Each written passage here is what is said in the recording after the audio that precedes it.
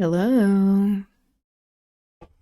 There's a lot going on today that I will keep you all in the loop on. But it's another day, another stream in fascist America. Welcome to whatever this is, an attempt at providing education, advocacy, and a little common sense in this digital wasteland. My name's Aubri Devashrayee.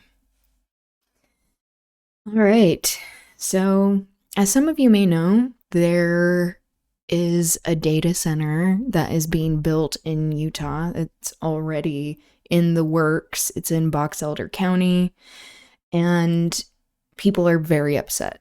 I've covered this a little bit for the past couple of days, but I've been more involved within the past 24 hours doing some media work there, and it's really cool to be able to rub shoulders with people who are very passionate and driven to fight what is happening, because things are not looking good. And I want to talk about the background of the data center, give more of these details so that we can get the word out. And if you are interested in supporting the cause, especially if you are in Utah, then we can talk about ways that you can contribute. Anyway, I also wanted to finish. Wow. I also wanted to finish the video that we started yesterday, this interview with Toni Morrison, this talk between Claudia, Brodsky, and Toni, and it is just a joy and a privilege to be able to hear her speak, so I want to make sure to give that the time it deserves. And then after, talk about all of these updates with the data center, and then do the reading, chapter 22. We are about 2/3 of the way done with the book. We still have a little bit left, surprisingly, because it seems like this is the climax, but we'll get there. All right. Since I like to start off with a funny video, I found this from The Onion that is highly entertaining. I haven't seen it yet, but the headline already is incredible. Doctors say digging own grave keeps bones healthy after menopause. That's where we're at. And I mean, if you do dig your own grave, you probably don't have to pay for it. I don't know. It's so expensive to die. Like a plot of land, a headstone, if you are doing it in that fashion of being buried somewhere. I want to be cremated. I want to become one with the earth. Go out in a very Hindu style. All right, let's give this a watch. More than 1 in 5 women over the age of 50 suffer from osteoporosis, but new research is aiming to combat that. Doctors now say that women can help keep their bones healthy after menopause by digging their own graves. The U.S. Preventative Services Task Force and physicians both agree that the best way for aging women to bolster their bone health is to dig a 3 by 8 foot plot of dirt that will eventually serve as their final resting place. Once a woman She smiled. age, both her bone density and her utility to society steeply diminishes. So grave digging is an excellent way for these women to both fortify their calcium deposit. They're gonna go through these steps. Step 1, wander far afield. As someone who really appreciates creative word choice, I love that they chose a field. Step 2, find fertile spot. Step 3, dig until reaching depth of 6 feet. Step 4, start another grave, or just fall into the one you already dug. Yeah, you're being proactive, ahead of the curve. Oh, what is this? I love seeing these other headlines that they have. Ticketmaster unveils new, even higher pricing strategy. Oh, that's not even satire. And to kickstart their own removal from society. Even beginners can do it. Doctors recommend that women who are no longer able to conceive dig at least 30 minutes a day, 5 days a week. But even just a few shovelfuls each morning can prove beneficial as they prepare for the end. Ever since I started digging my own grave, I feel better than ever. And it keeps me busy. And my family doesn't have to worry about what to do with my corpse after I die. I've even gotten my friends into it too. And now that our purpose is gone, we're preparing for the inevitable. And we're getting strong doing it. According to the Mayo Clinic, postmenopausal women can also reap the same bone health benefits by laying bricks for their own mausoleums, or carrying heavy stones into the ocean and letting them carry them off into oblivion. Coming up next, the male loneliness epidemic. Hear why many now believe. Okay, we have to look at this other headline. Firefighters rescue cat stuck in sky. Wow. So brave. Also, brave of the cat. It could be linked to how right lonely men are about everything. In perilous times of great uncertainty, across every corner of a helpless world filled with terror and lies, the truth will be shouted by the only cable news channel you can trust. This is News Without Mercy. This is the Onion News Network. News Without Mercy. Wow. That was incredible. Oh my god, I saw this earlier today. Gaza faces public health collapse amid rat infestation and disease as Israel blocks reconstruction. On a poor baby's face. It truly is evil what is happening. What's happening to Palestinians, to Lebanese people, to the people of Iran, Venezuela, these fishing boats that are being bombed in the Pacific and the Caribbean. All right. This is why we need a world strike.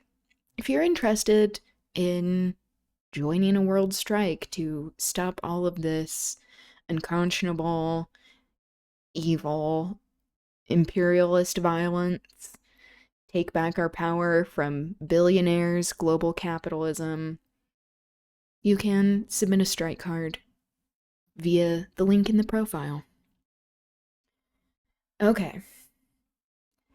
Let's get back into this video of the conversation with Toni Morrison, and then we'll get into the details of the data center.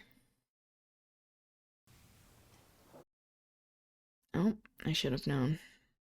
I really have to thank everyone for organizing this event because I hadn't thought of it this way, even having heard that lecture as it was delivered, until I had to think about what I wanted to speak about this evening. Would you care to comment on how you try in your novels to use narrative to give goodness language? Yes. Because she previously said, like as stated in that lecture that this other author and professor is reading from, that evil is very loud and goodness is muted a lot of the time in art, and how it has become an ever-present phenomenon in art. I thought I coined a phrase, which I didn't apparently, called invisible ink. And it was writing a novel in such a way that the reader gets taken in. It just works with the novel, that the reader and I created together. And I do that by using this thing, or this technique, which you can forget since I say it, called invisible ink, where the meaning is in the structure. All the ending is always what I have to know before I start, because that's where it's going. That's where the meaning lies. I don't always know the middle. I have to know how to get there. But I know that it's in the way it is put together, what I withhold from the reader, and what I dwell on at the same time. In that way, I can employ whatever language is at my disposal in order to summon in the reader these responses, this pride in something that really is moral. It's not cheap. It's not easy. It's hard won. It's very hard won. But it's like Miss Ethel says, you're a girl and you're black and you're young or whatever, and that may be problematic for you. However, you are a person, and deep down is this free person. That's the one you should be paying attention to. That's the one you need to use to do some good in the world. And that kind of, I don't know, simple clarity about what is valuable without painting it with some, colors that are just sentiment.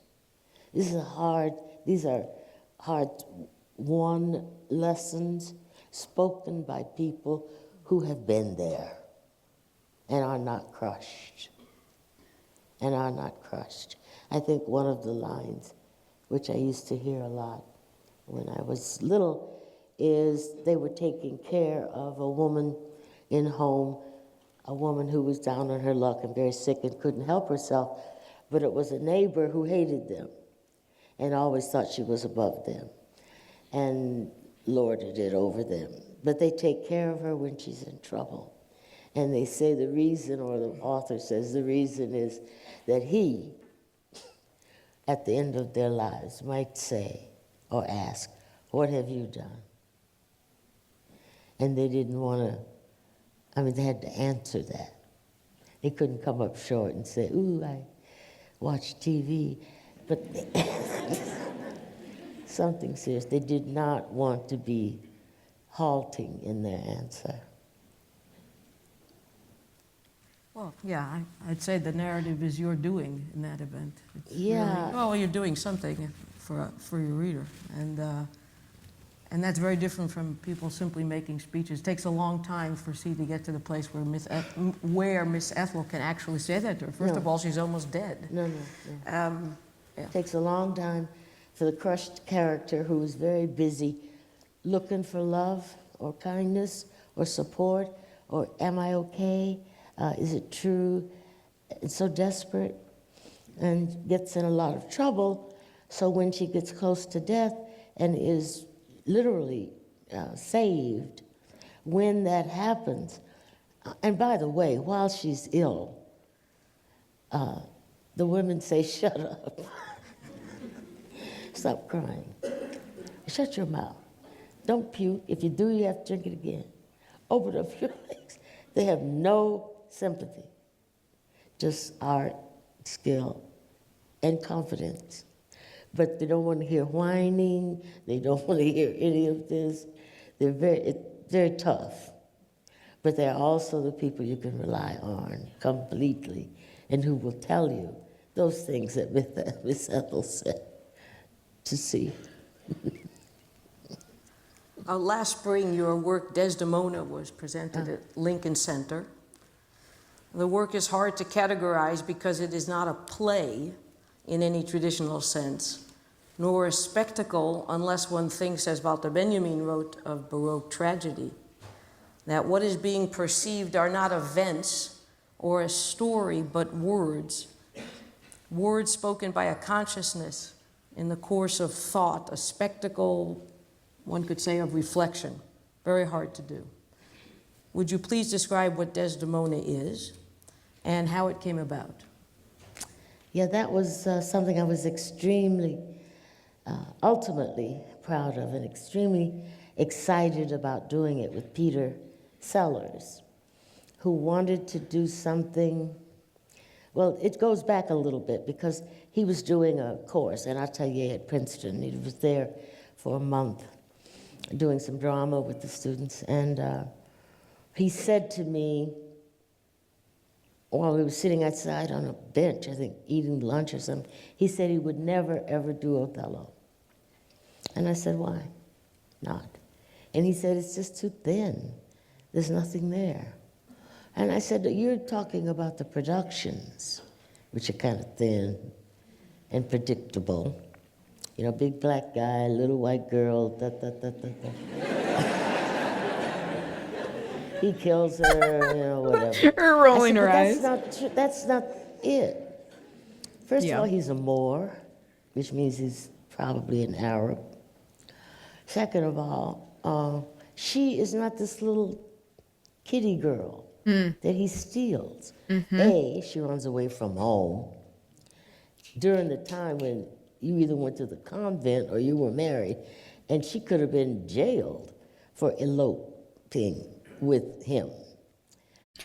This is... I won't pause on that frame. It's an interpretation of Othello, which is written by Shakespeare, a play. Also can be read as like a novel, if you so desire, like a lot of Shakespeare is, or just like reading a play, I guess. And it is one of the few people of color, Othello is, that Shakespeare writes about. And of course there are very racist tropes that are used, and like how she mentioned this white girl being killed by a man of color who may be Arab, Middle Eastern, maybe Black, North African. And it lends itself, the text does lend itself to this. So I haven't seen the play, I haven't read the play. That's something I need to do. Very daring that she wrote. Thing to do. Secondly, she went to war with him. You know, when they went out, she's sitting out on the edges of the battle while they're fighting. And then she gets all involved in his business. I'm telling him who to hire and who to fire. So she was not this little creepy girl. Well, I shouldn't say creepy. Innocent little girl. And I thought that when he was trying to kill her, she probably fought like the devil. You know, she was, oh, he's strangling me. Don't.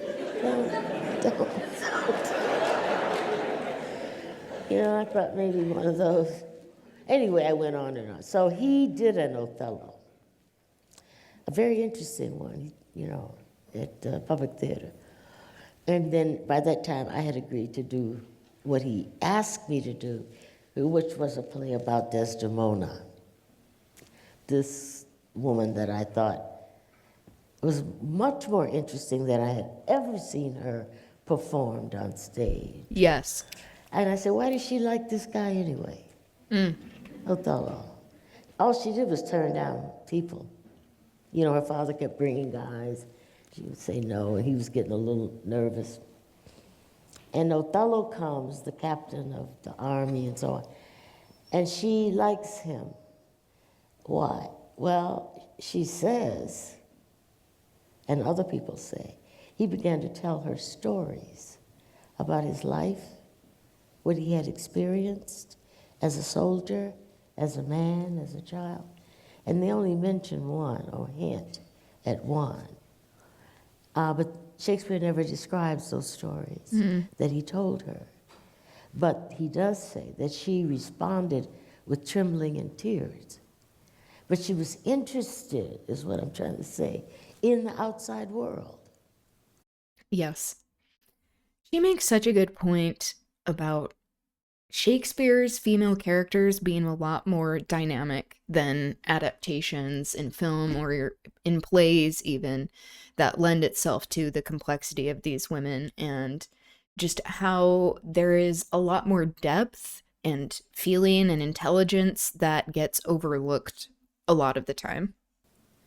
And he was not one of the local guys, so she wanted out. And he provided this other world. But of course, in the actual play, Othello was never alone on stage, ever. He's always with somebody. So I had this one requirement. I got very interested in Desdemona, and of course in the people around her. But I said, Peter, I cannot write this unless you let me take Iago out. As long as he's in there, talks every minute. Yeah. Takes He's the whole fucking annoyed. conversation. Nobody knows what to do with him. They lie to him, or they try to please him, or they deceive. It's just like hopeless. He's in there, Now, that for me is part of what I think we were talking about earlier, which is connected not only to that gesture of removing Iago, but also what has been happening more and more and more in my books. Actually, all of them, but to take away what I call the white gaze. Whose eye, whose language is controlling this? Well, in Othello, it's Iago. And when I began to write, the moment that I began to write, the publishing world vis-a-vis African Americans was leaning heavily toward, I call them get whitey books, but there's a better word for that. Man, Child, and the Promise, very, and I published many of them. But anyway, and they were like the traditional African American novel where the oppressor is the white man, or the white idea, or the, captain, or the plantain, whatever. That's who they were confronting. Ellison, Baldwin, Richard Wright. I mean, you understood. They were responding to, defending themselves, or aggressively attacking that idea of the white oppressor. And I thought, I can't do that. What is the world like if he's not there?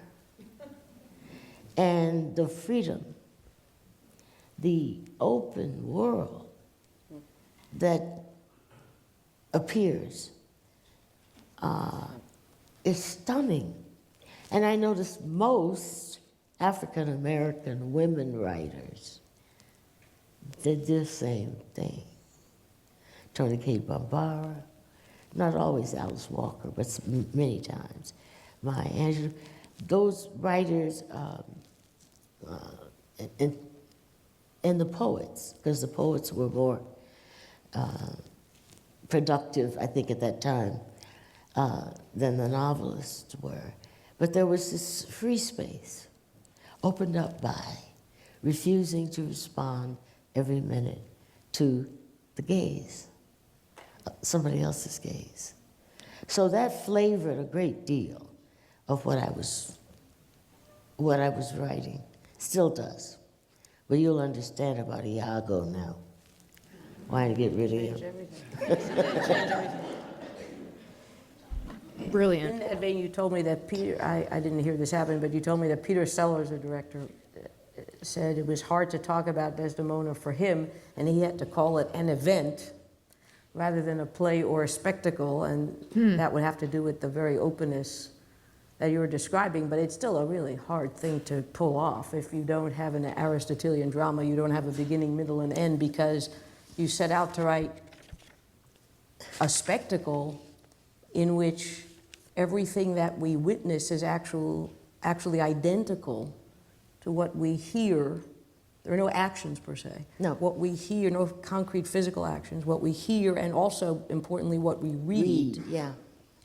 So we witness the speaker's minds and memories at work, both alone and in dialogue, as they give voice in what is the afterlife. This play takes place in the afterlife. Everybody's dead, so they could say what was really on their minds. It's timeless. love They don't that. have to, and more importantly, they I'm can not learn, familiar with the play. which they do, most. Things happen, Yeah. but they're verbal occurrences, Right. and it is quite remarkable. And I have to say that It was a couple of sold-out shows, and people were captivated. Yeah. People who, truly, Duh. special effects were not needed. It was the barest stage. People were captivated. I'm just going to let you in on this. Well, he had this, Rokia Toure is a young woman from Mali, and she sings and plays an instrument. She's the first African musician who said, you know, most African music doesn't have drums. I said, what?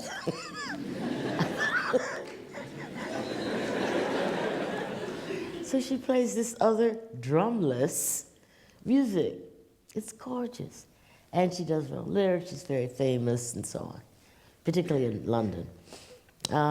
So she responded to what I wrote, and she had songs for many of the characters. So what Peter did, which I thought was extraordinary, he has Desdemona, and she takes many of the other parts that are there. Mm-hmm. And then he has Rokia, who's singing with her group. She has 2 women and 2 men. And then her lyrics and my text are huge on the stage. You know, not little things in the back of the opera house, you know, when you're translating, you know, Mozart or something. This was, you could actually read what she was saying while she was singing. And particularly for me, Rokia's lyrics were the same way. Now understand this, Rokia, it's from Mali. Her native tongue is Bambara. Bambara is not written, it is only spoken. So she takes an unwritten language, translates it into French, and then subsequently German, Italian, and English. I mean, she didn't do all those translations, but somebody would take the French, because it played quite a bit all over Europe. So I only saw the whole thing the first time in France, and then finally in English in New York. But I was thinking of, I mean, it's not just that I couldn't do it, but I think she would have to write, don't you think, an unspoken language? I mean, unwritten language, a language that has no alphabet. So she has to write that down. And then she translated it into another language. And it's exquisite. I mean, it's truly exquisite. And, a little thing, we did a book called Desdemona, in which the text and the lyrics are there in one book. And the plan was to do a film in Mali. But as you have read recently, that's unlikely. So, but that was an extraordinary, drama, an exercise for me under the guise of Peter particularly, who's very stimulating intellectually. I understand that you were going to counteract the notion of thinness now. The thinness of the play, that was part of it. Yeah. And that you paid a lot of attention to Desdemona, which indeed hadn't been paid to.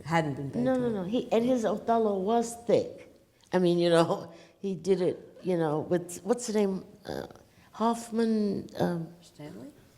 Philip Stanley? Yes. Seymour Hoffman? Yes. Oh, wasn't even aware of this. I'll go anywhere to see him. Right, yeah. Big fan. I told him that. Yeah. I said, I've seen a lot of bad stuff that you're in. And he said, so have I. But he was, he was Iaco. Oh, he was? Yeah, he was Iaco. He would be great. He knocked it out of the park. He really was. And then we did Desdemona. Allowed him as Iaco. Yeah. Okay. But still, it had to be a little bit, even for you, That I think is it might amazing. have been daunting to write Sometimes this button gets a stuck. spectacle, or as Peter said, an event. I just which is love her. a postscript, literally a postscript to a story, one of the most famous canonical tragic dramas in English. And it wasn't only a postscript, in a sense, of course, because, as you mentioned, you were struck by the fact that what she fell in love with were his stories, you see, and stories are critical in your Desdemona, and you, in fact, create them. There's very, very, very lush I wrote language. all the stories that Shakespeare didn't. It's really lush. I mean, no, the travels, there's a tempest thing going on there. There's a lot of Shakespearean language that surfaces in these individual stories. They were like jewels. They were beautiful. That was a really, undaunted. You don't go where Shakespeare is in language. Forget about it. You can't imitate that. You can't. So you have to find where is the language that you want to use in this production. And it has to be, I start with her. But as soon as I knew how she felt about her name, Oh, yeah. they call, my name is Desdemona, which means doomed or dead or, all these things. And she said, I am not my name. So then I had the quality of intelligence and I had the language. So I could write her section. And then the other problems were writing the sections for other people. You had said to me that what troubled you about actual performances of Othello was precisely, of course, the way that they dealt with the supposed, you point out the word used for Othello is Moor, but the supposed racial identity of this very commanding captain, and that they can only seem to do this, or they could only seem to do this, by further racializing it, making race itself a very clear, if not the clear part of that spectacle. That is one, and it was like a no-win situation. One, if Othello was going to be played by a white man, then not only did he have to be in blackface, Laurence Olivier, but as a white man, even more grotesquely trying both Anthony psychologically Hopkins. and physically through certain gestures to be black. Right. He had red lips, Laurence Olivier. So wild. But then it played by, Yeah. and I don't know who played against Philip Seymour, but it played by a black man, that was going to be just as difficult because he also has to try to be black. That is to say, as black as would be recognizable, I'm supposing, to white people, and perhaps even to other black people whose own self-conceptions might be completely inhabited by what you just called the white gaze. And you had the really classically trained black actors. The GAYS. That's why when I say, I often say like the male gaze, GAZE, why I spell it. They loved that play because that was the one time they could be the head, the star of a Shakespearean play legitimately. And so it circled itself constantly. And nobody was really interested in what was really going on underneath his role as well as hers. It got very pro forma. You could imagine, Eugene O'Neill in that wrestler story. What was it? Don't mind. Well, yes, it's the one great supposedly great Shakespearean role, but it also centers around something which came to be understood as an interracial marriage. Right, exactly. And once you have interracial marriage, at least in stagings of it, then you are clearly exacerbating the racially inflected visual baggage And the of other Othello thing being black on stage. that you and I were talking about, this woman, young girl named Barbary, Yes. who is Desdemona's nurse companion, and who dies early because her lover or something or other didn't like her. So she faded away and sang a song, which Desdemona sings constantly after she finds out that she's in the same position. She's called Barbary, and I didn't think about it, but Peter said, Barbary? What is that? And I said, I don't know, it's the Barbary Coast. He said, it's Africa. It's not a name. It's just what people say when they want to say Africa back in the day. You know, now it's different. And I said, so I called Rokia, and I said, what's a good Mali name? I mean, like a name of a person. So she gave me 5 or 6. And I think I picked Rowan or something. So in the play, she says, they're all dead, right? So Desdemona says, hi, oh, I'm so happy to see you. You're my best friend. And the Barbary says, you don't even know my name. Then they go into a little thing about, but you were my friend. No, I was your servant. But no. You never did. And then they end up, she's saying, you don't know my life. And Desdemona says, what are you talking about? I married a black man. So I don't want to hear about. And then finally, this little argument goes on in the play, and finally, Desdemona says to Barbary, did I ever hurt you? Well, you didn't learn my name. And Barbary says, no. Now, you know, they can get rid of all this, who's better than, who treated me, who's black, who's white, who's this, on a personal level. Did I ever do anything mean to you? No. Well, now we can talk. I mean, it's that kind of feeling. And so that in the play, such conversations take place which move people from where they were at the end of the Shakespearean play and into other areas. And some of them, almost all of them, well, actually all of them, end up good. I mean, they're good. This is, so she mentioned Peter Sellers. This is Peter Sellers who directed this play that she's talking about. He was the first one to direct some musicals. I need to look this up. That's what I know him from. Funny Face. Wait, the revival of Funny Face. And he was the original director of the Broadway musical My One and Only. I think that's what I was thinking of. Yeah, and then he also did The Count of Monte Cristo, some operas. Just a very famous director.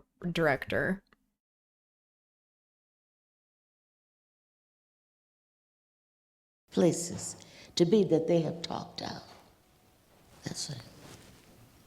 Well, you essentially made that character. Yes. And again,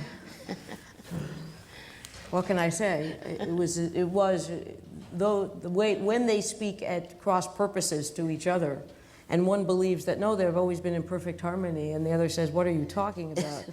It takes a little while for the change to take place, but then in fact the change comes from the person who believed that there was always perfect harmony. Right. She provokes the change, and it's quite, I'm just going to say, to use a bad word, masterful, but I want to speak to you about something you once said to me in conversation about Beloved, and we both laughed at the time because I found out the following, that you too, you said to me, had trouble finding, that was your word, a couple of your own sentences in that text. And those in which you said the act of infanticide is committed. The act, as in... Yeah, right. I couldn't find it. Yeah. I was saying, where does it... It's so buried. I mean, you know it. The reader knows it fairly soon. But the actual act is so buried in the text, I couldn't remember exactly where it was. You know? Always hard to find. Right. Still is. And so if you buried it from yourself... I thought, which is in effect what had happened even to you, what the reason for that was interesting. And we talked about it, and you said to me that the act that these kinds of sentences, and it's just a couple really, barely represent is one that was, quote, already done, that's already happened, unquote. And what was, quote, more interesting to you was how it could have happened, and then what, quote, what happens then. Yes. And then you went on to relate your near elision or blank statement of such moments to the problem. This is early on, before the Ingersoll lecture, the problem of representing goodness as opposed to evil. And here I'm going to quote you because you refer to the opening sentence of Paradise. So I'm just going to quote from what you had said to me earlier. And so this is before the Ingersoll lecture.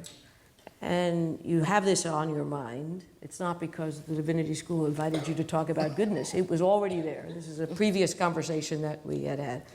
And I found it. I realized there was something back there. Quote, I always thought that evil, war, murder, all these things needed a tuxedo or a top hat or a drum roll because fundamentally they are not complex and not interesting. They are devastating. Yes. That is all. What is really interesting to me is their opposite, which has no top hat, has no musical, has nothing, is just goodness. And you don't get anything with or for it. Now, that is not far away from the way in which I write. I said that? You said it quite a while ago. And I checked, and there it was. I had this little echo in my mind. I don't want you to think, this is Toni Morrison still talking, I don't want you to think about the thing, the infanticide, or, returning to Paradise, the first sentence, they shot the white girl first. Probably, I don't know if it's the most stunning first sentence, sort of shocking first sentence in a long novel. And saves time for the rest. It saves time for the rest, absolutely.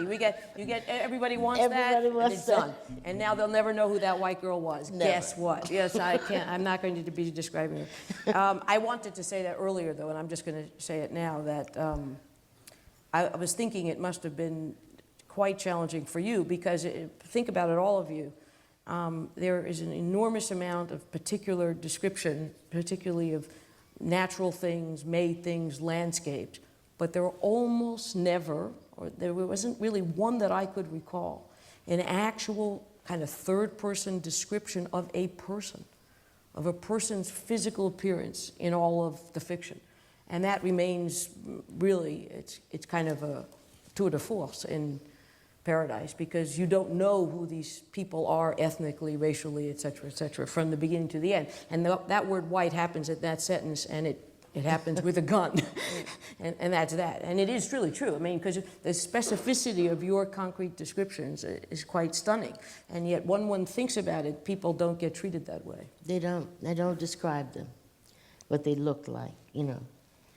Paradise, they have this very, very serioso, closed black town whose blackness is 8 Rock. Right. And that's what they do. And then you have this other place where they shot the white girl first, and it's a group of women. And the effort was to not to use any language that would signal, cultural language, which would signal which of those women was the white girl. Although many black girls tell me, I know who it is. I know who it is. So when I was selling the movie rights, they said, well, you know, we can't do it. If you sell it as a movie, you have to have a cast. And one of them is white and the other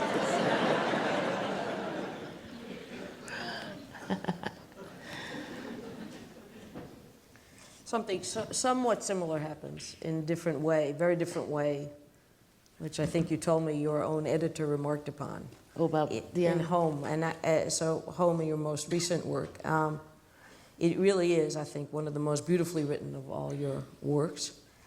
And it has a particularly powerful invocation of natural, sensuous beauty, the beauty of the natural world.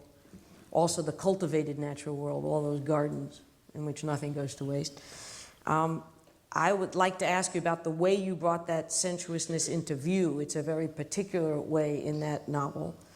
But first I want to ask you about that period in American history in which you chose to situate, as was mentioned in the introductions, that the story of Home, which of course is a very Homeric story of a returning soldier warrior, it seems fitting to add here in Ithaca.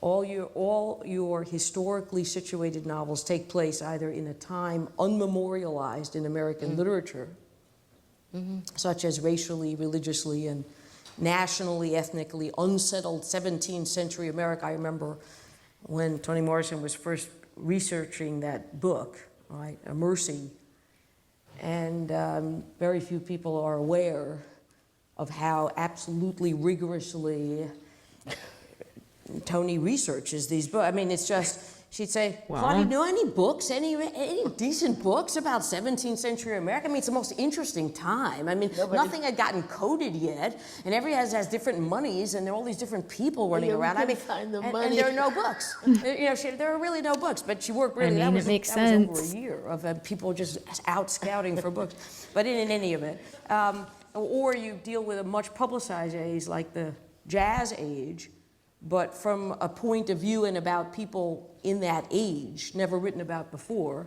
And as you pointed out to me, and did you notice that I never mentioned jazz?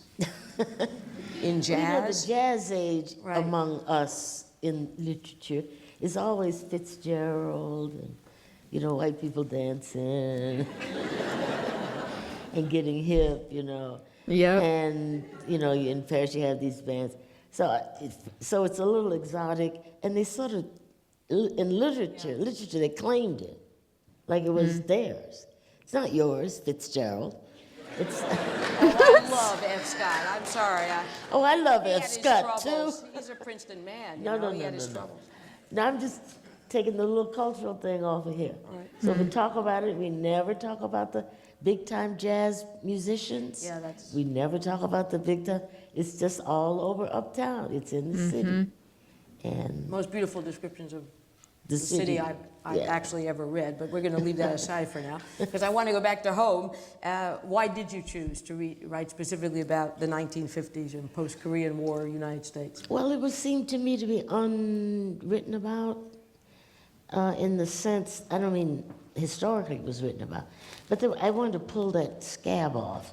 You know, we sort of think of the 50s, you know, what was those, Leave It to Beavers and Doris Day, and Yeah, it was after the war, idyllic, everybody was making domesticated, money, patriarchal. And Levittown and so on. And when I heard these people before the first election of Barack Obama, they were saying we want to take our country back. And I was wondering back to where, and it was really the 50s. I mean, I think that's what the back meant. I mean, it also meant some other things, but that time in their minds is like, so that's not what was going on. First of all, there was a war that nobody even called a war. They called it a police action. And you may notice, it is still going on. They have a militarized zone now with soldiers on one side and the other. And Mr. Un has just said he's blowing everybody up if they do bad things to him yesterday. So there's this war thing. And it was the height of anti-communism. People went to jail, people lost their jobs. And it was also a time when doctors, scientists were experimenting on helpless people. You know, children and black people. And, you know. Without consent. We only got a hint of it and I think the rest of the world, in Vietnam, because they experimented with LSD on soldiers. And then it was sort of horrible for a while, I think. But prisoners, soldiers, black people, Mexican people, whoever, that was the group. You remember the experiment at Tuskegee with the syphilis? Mm-hmm. You know, they let half of the men by the CIA cured, and the other half, they didn't cure at all. They just want to see how it progressed. So that kind of thing. So that's what evil. C, the girl in there, comes across one such doctor. So those things were things I wanted to create. And also just the whole country is like a battlefield for him. He has been in a battle, a real one. He killed people. Then he comes back, and it's another fight. as a black man trying to get from area A to area B. And I never say he's black. My editor said something about that. And I said, how you know he's black? He said, I just know. And I said, how? He said, I don't know, I just know. But he said to me that it was not a good idea to never identify him as black. Now, I've been with this editor forever, and we read a lot. And I think about what he says, and I might do it or I might not. But I know he's thinking commerce, you know. So I should do. So I had a little thing I stuck in when he gets off the boat and he goes to this preacher's house. And the preacher says, you have been in an integrated army, and you may think the North is different from the South. Legal and custom are the same thing. You know, he was trying to. So that's, if the reader's interested, is one moment where it becomes very clear. Not just that he can't go in a restaurant or he can't go to a toilet, or, you know, but all those things are just baked into the travel. And he can't, you know, he just is accommodating to it all along until he gets close to home. Well, I wanted to say that. Actually, I once, I mean, you were kind enough to give me a manuscript version of the book, and it didn't have that signal. Mm-mm. But it had every other signal, of course. Yeah, it didn't. And there was the brilliance, really, of how you achieved this, because you only identify his racial identity through indirection. Mm-hmm. So, and you present the moves that he makes from inside him, which is extremely difficult. That is to say, all those methods of direction, you indirectly present all those very explicit signs and methods of direction. He doesn't read them out loud, but he'll just move aside at a certain point, choose a different water fountain at a certain point. Those methods of direction that indeed littered the landscape that we called segregation, and which just served as kinds of deictic instruction manual for the American landscape. That is signs that were saying, not here, but there. You know, written large wherever anybody went, and you managed to make them just part of the landscape. And that was extremely eerie. I wasn't for this signaling that your editor introduced, God bless him, but, and commerce, but because you get left with, in fact, an actual immediate experience on the part of someone who has no choice but to accommodate himself to it if he wants to essentially stay alive. He immediately experiences something which isn't beautiful at all, as the landscape is going to become in home, but a purely conventional written landscape, which works like a kind of second nature for everybody who moved within it, including, of course, the people who were allowed to drink here, Yeah, right. who would never drink there. Right. So inhabiting Frank's point of view, seeing these things from within him without remarking upon them, at least up until that moment, that I think was an authorial feat. It's kind of typical of you that you pull this off, and you absolutely do not tip the top hat. No. It just happens. It happens through a kind of accretion, and you get used to it as you're reading it. And at the same time as Frank moves throughout this very demarcated, signed landscape, you present him as a person. That is, as just that, as Frank, a troubled man and war veteran on a mission that now involves returning home. And thus, we actually see him, despite the fact that he's being directed all along the way. And it's a very long trip, and there, of course, are the different train cars and the different restaurants and the different places you can stay, and the special book which tells you where you can stay and where you can do this and that. But yet, because this is all being done from inside him in an interesting, really interesting way, you leave out the whole middle thing. You leave out all the explication. We don't really see him as black, between quotation marks, per se, but really we don't see him as other than a man, per se, who doesn't want to go home and has to go home because of this sister he's so close to.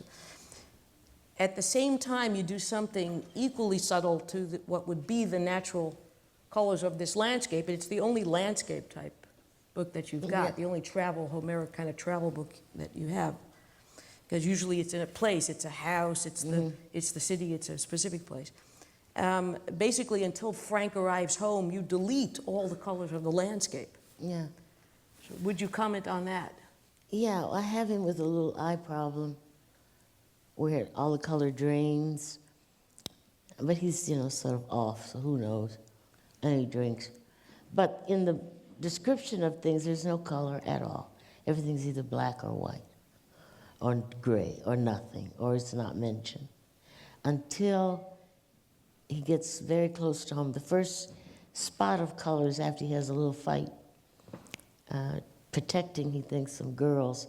Turns out he's beating up their pimp. Anyway, he sees this girl's blouse, which is torn, and it's bright yellow.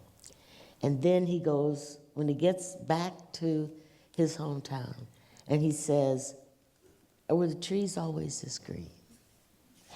And then there is something that I found, it took a long time, Claudia, but you know when you see cotton fields, they're usually white because cotton is white.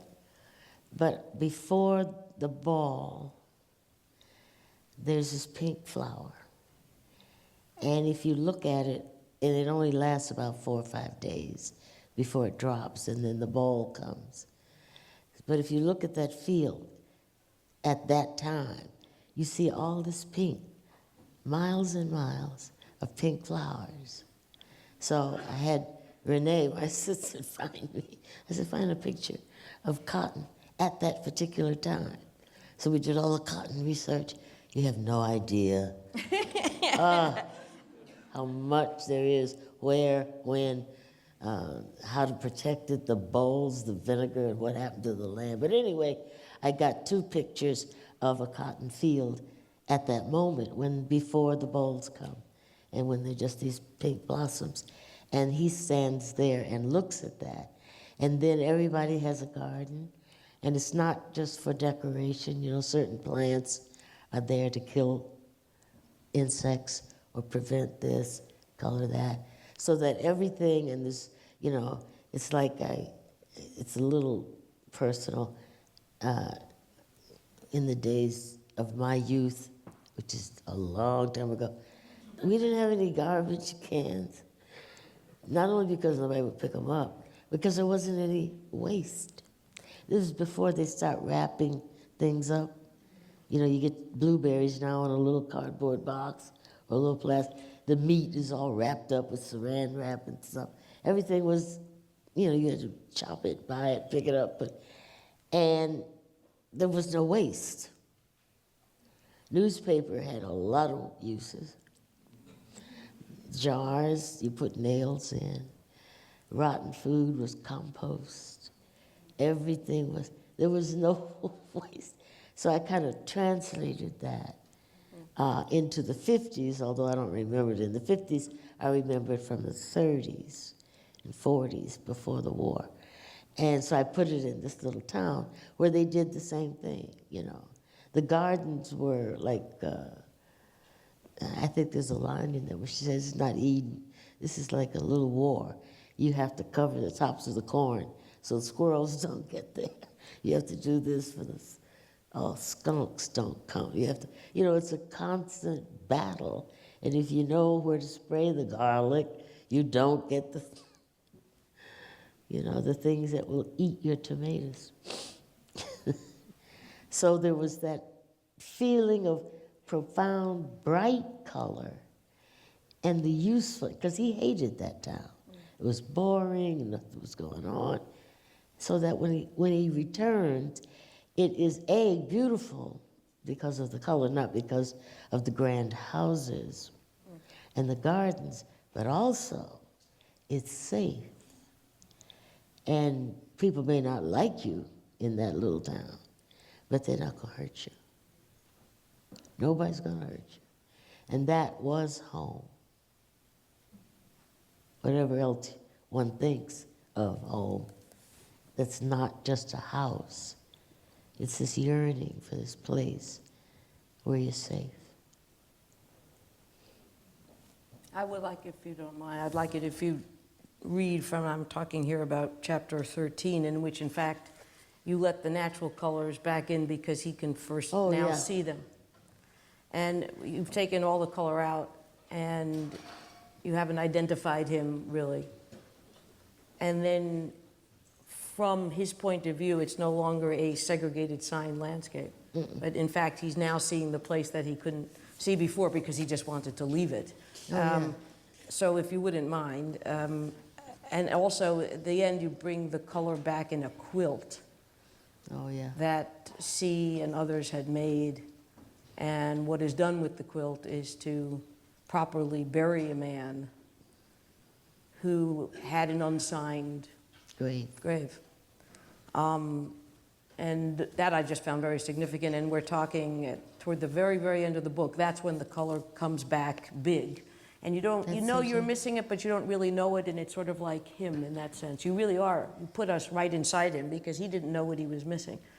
No, he didn't. Yeah. Well, here you go, if you don't mind. Let's assume Chapter 13. I know what I wrote, and therefore I don't need my glasses. I have your glasses. I know. think. Never mind. I got it. It was so bright, brighter than he remembered. The sun, having sucked away the blue from the sky, loitered there in a white heaven, menacing lotus, torturing its landscape, but failing, constantly failing to silence it. Children still laughed, ran, shouted their games. Women sang in their backyards while pinning wet sheets on clotheslines. Occasionally a soprano was joined by a neighboring alto or a tenor just passing by. Take me to the water. Take me to the water. Take me to the water to be baptized. Frank had not been on this dirt road since 1949, nor had he stepped on the wooden planks covering the rain washed out places. There were no sidewalks.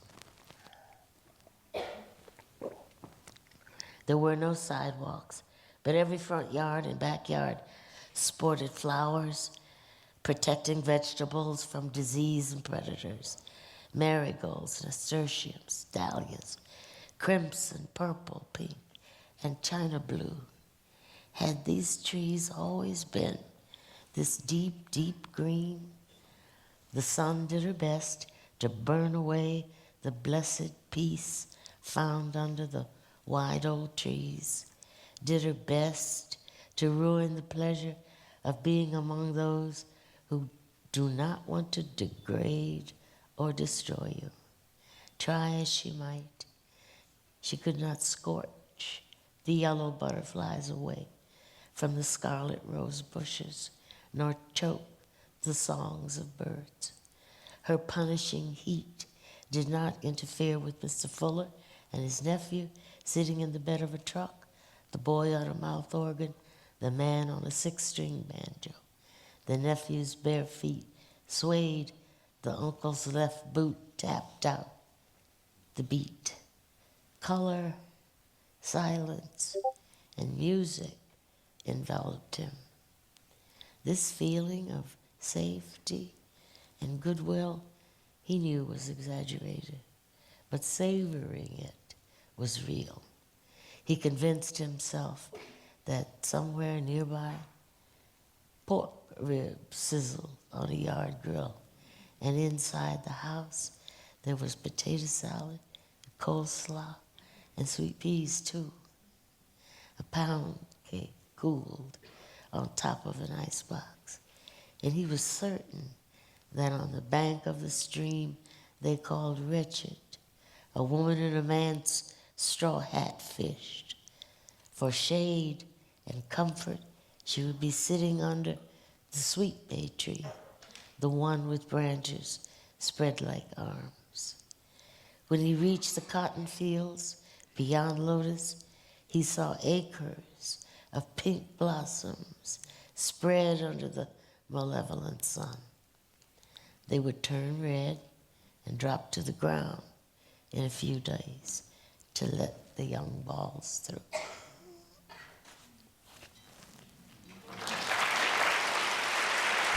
Holy shit.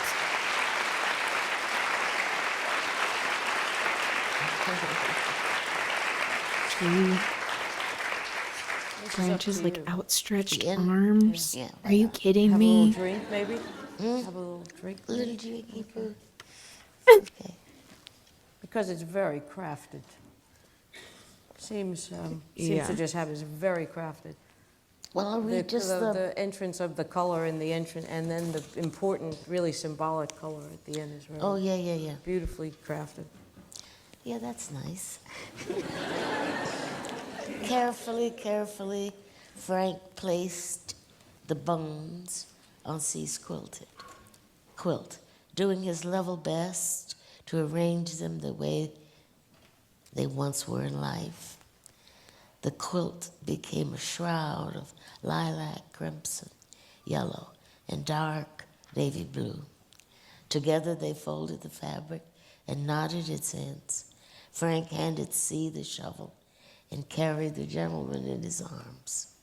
Back down the wagon road they went, then turned away from the edge of Lotus toward the stream. Quickly, they found the sweet bay tree, split down the middle, beheaded, undead, spreading its arms, one to the right, one to the left.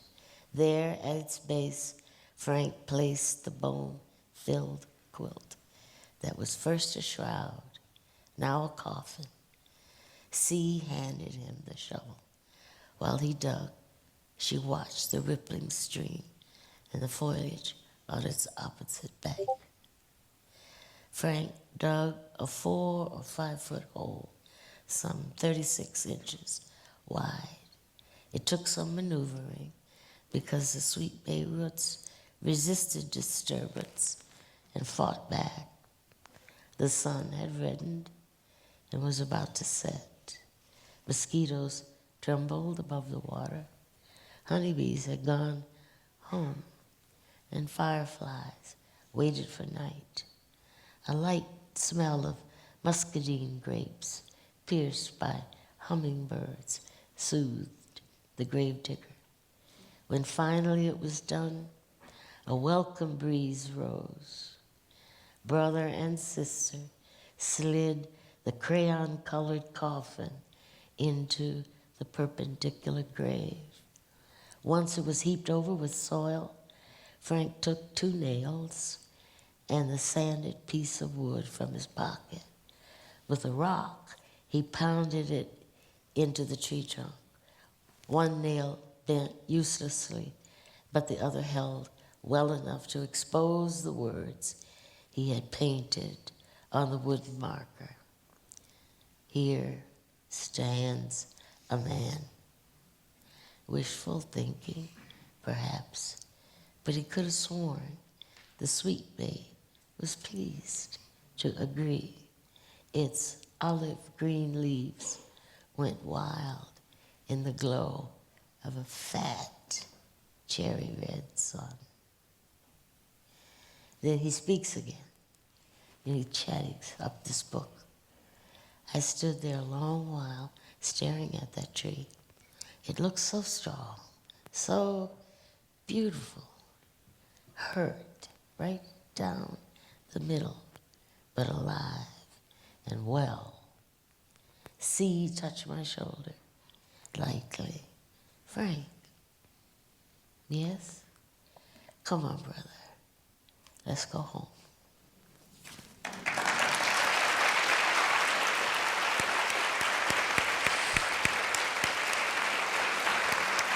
Did you get some questions?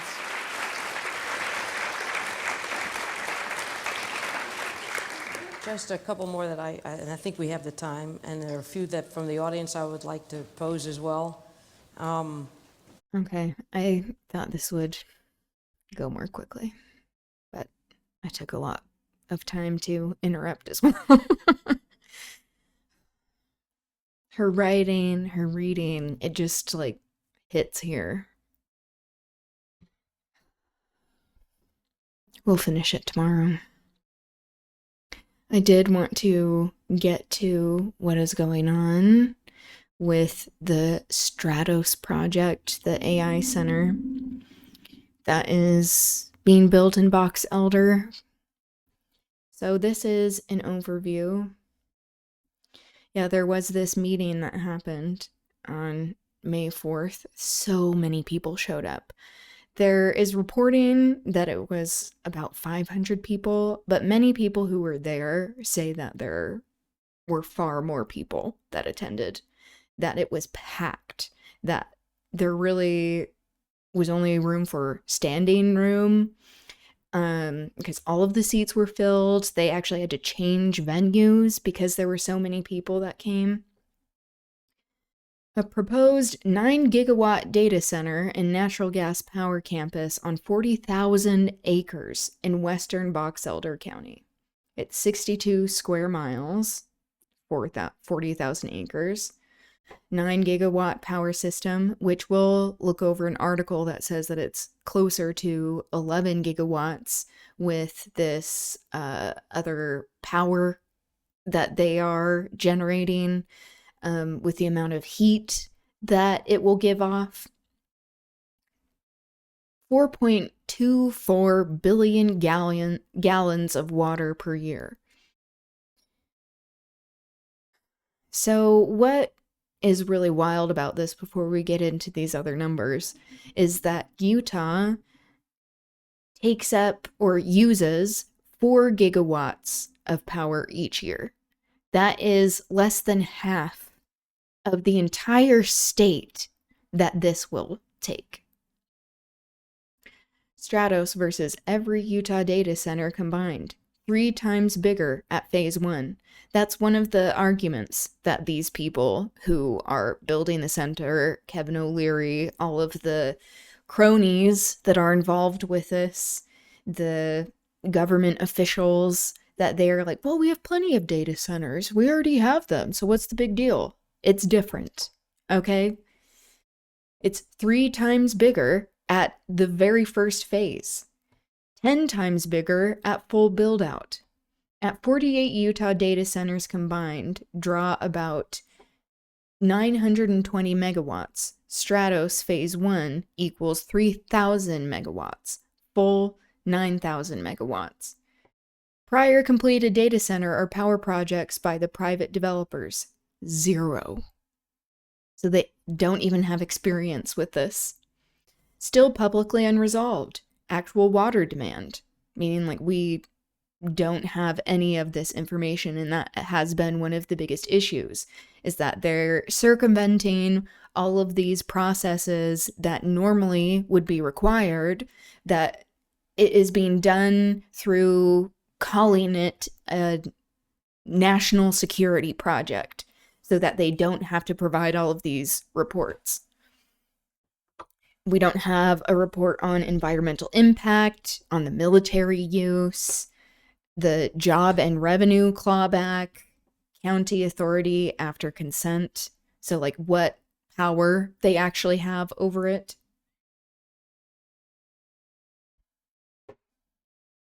Yeah, and then there are shareables as well, if you're interested in looking at more there. This is essentially like taken from this page that we just looked at. Yeah, this fact sheet.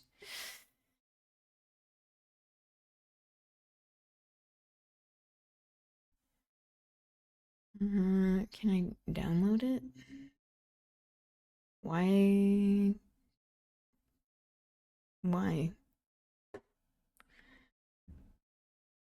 The Stratos project area is proposed 40,000 acres. Yep.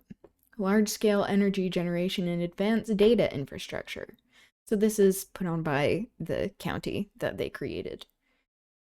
AI and cloud computing through a hyperscale data center campus, Wonder Valley, because apparently Kevin O'Leary calls himself Mr. Wonderful.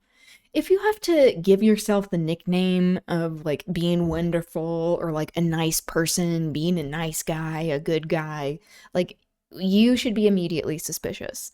This is why I am always suspicious of people, it doesn't matter who it is, when they try to brand themselves as being like, oh, I'm nice. Looking at you, Taylor Swift. Up to 9 gigawatts of power. Yep. Long-term national defense energy resilience and economic development goals. This is a phased, multi-decade infrastructure investment with significant national and regional implications. Direct access to Ruby pipeline, that is going to be something we'll talk more about going into tomorrow a little bit, but also next week, the environmental impact, because we are having to do this as organizers because they are not doing it in the government, so we have to provide the data. Proven geotechnical conditions for large-scale development. Proximity to workforce in Brigham City and Tremonton. Existing fiber infrastructure for data connectivity. Located outside Wasatch Front air quality non-attainment areas. Designed to minimize community and environmental impact. Okay, what does that even mean? But what is the impact? So you're just saying it without providing any of the data. Saying it will create 2,000 permanent jobs, not to mention like all of the jobs that it will take away with AI. It's not giving back. It's taking away a lot of jobs, especially when it comes to the water use. Not to mention people who will lose jobs because of the energy, the amount of energy that it takes up, that farmers with their crops, that they won't have enough water for that. Long-term tax base growth. That's key there. Multi-billion-dollar private investment. Yeah, who is making the money off of this? It's not going to be people who live here. It's Kevin O'Leary, the billionaire class. And he has also ingratiated himself with the Trump administration. So that's also something that we'll be going over. The environmental impact, the energy use, the corruption that is rampant with this project. Development producing all power on site. Standalone power that will not add pressure to the grid. Okay, sure. And they're saying all of this without any sort of data to back it up. Agriculture, permitted use per current county code. Leaseback option for landowners to continue to graze. Yeah, all of this water, how it's going to be used. Saying like, oh, it's only going to be used with existing water rights attached to the property. But we also know that people have been pressured, landowners and the company that is over these water rights, to be part of this project.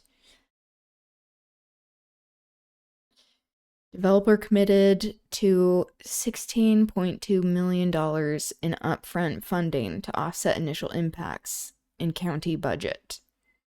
Partner with local university school district to build AI curriculum, so they're using cheap labor. It's probably going to be like volunteer basis or like an internship. Prioritize local hiring, sure. Committed to ongoing environmental monitoring and community transparency. Yeah, we can't trust anything you say. Clearly. I did want to see what this was. Okay. Yeah, so we're getting another fact sheet, but talking about some of different ways to conceptualize all of this water use. Oh, what? What just happened? Okay. 4.24 billion gallons is hard to imagine, so let's put it into something you can see. What else does it look like? 6,400 Olympic pools, meaning 660. Why does it keep doing that? 660 gallons each, 530,000 tanker truckloads, 170 million bathtubs, about the size of a small Utah reservoir. Imagine a lake. Imagine a lake about 1 to 2 miles across and tens of feet deep. Big takeaway. Enough for... Okay, so we already read that. Water is easy to take for granted. Numbers like these remind us how precious it really is. Yeah, we're already in a drought. We already have climate change happening, not to mention the heat that this will be creating that will increase climate change, as well as put strain on the power grid. So here is a QR code if you're interested in joining the cause, especially if you are in Utah, particularly if you're in Box Elder County. So you can fill that out. This is from Instagram. This is Grow the Flow Utah, an environmental organization. So this is giving a little bit of background. So we already know that it's 40,000 acres. Approval sought by Kevin O'Leary. He's from Canada. An Alpine-based West Genco in cooperation with Utah's Military Installation Development Authority, MIDA. Upon completion, it would require 9 gigawatts. Yep. The facility could imperil priority habitat for sage grouse and other wildlife, require vast amounts of energy and water, significantly raise local temperatures, and place additional strain on fragile ecosystems and limited water supply. The project was only unveiled a few weeks ago, and developers are justifying the rushed approval process in order to secure investors and competitive positioning ahead of other states. Community members from across Utah have urged officials to slow down the process and conduct thorough due diligence to understand the project's impacts before approval. So these are pictures that are taken from May 4th. Someone who's wearing a MAGA hat is even against this. I have yet to come across someone who is for this project. Hundreds of Utahns attended the Box Elder County Commissioners meeting on Monday, May 4th. The commissioners unanimously approved 2 resolutions advancing the data center project without taking public comment before the vote, and people were very upset. They ended up leaving in the middle of it because they're cowards and spineless, and they were like, we have to leave because of the language. You need to behave yourselves and like grow up. That's like, okay. So this is the tactic you're going with? Just condescension, being patronizing to people who have very real concerns? It's just abject corruption. In just a matter of days, 3,800 plus formal protests were filed against the project's 1,900 acre-feet water rights application. More than $57,000 spent by individuals to voice opposition to the water rights application. Thousands of public comments and questions were submitted to Box Elder County officials. Over 600 Utahns attended the county commissioner meeting. Yep. So that was from previous reporting that I read. There were far more than 500 people, so over 600. It was probably even more than that. The proposal has drawn statewide and national media attention from outlets like Axios, NBC, Business Insider, and the Wall Street Journal. I also saw something from Breaking Points. They're talking about that I want to watch on a future stream. The project is still moving forward, but it is now facing far more scrutiny, oversight, and public accountability because thousands of people chose to speak up.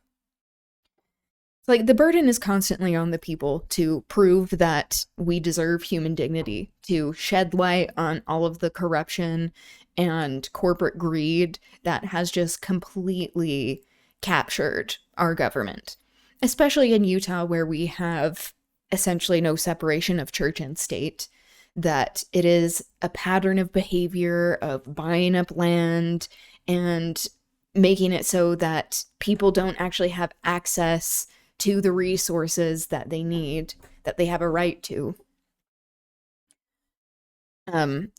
Speaking of the ingratiation of church and state, the LDS Church famously buys up tons of land in Utah.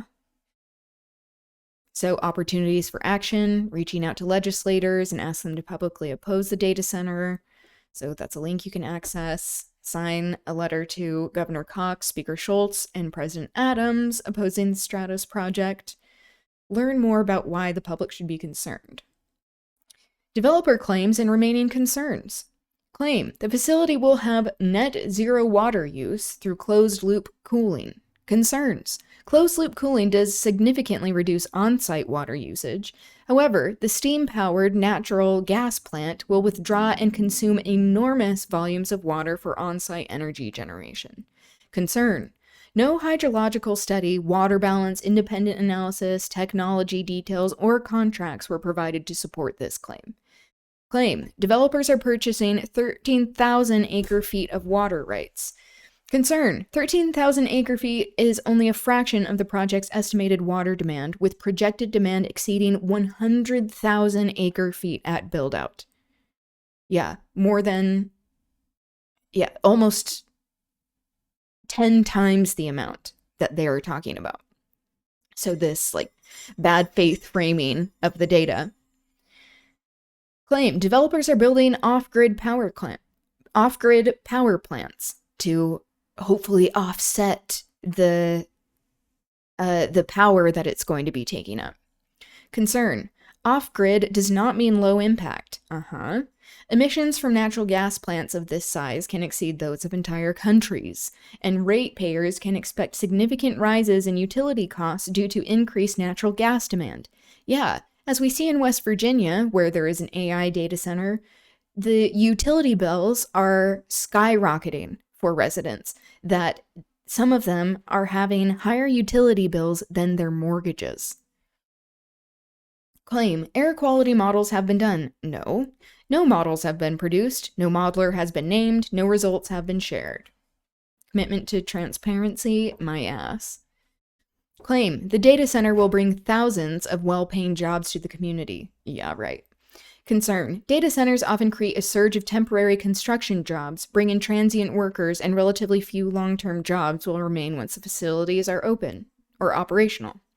Claim. The facility is a $1 billion investment in the community. Concern. Developers got Utah officials to drop the energy tax rate for the data center from 6% to 0.5%, costing the city roughly $1 billion per year plus property tax cuts.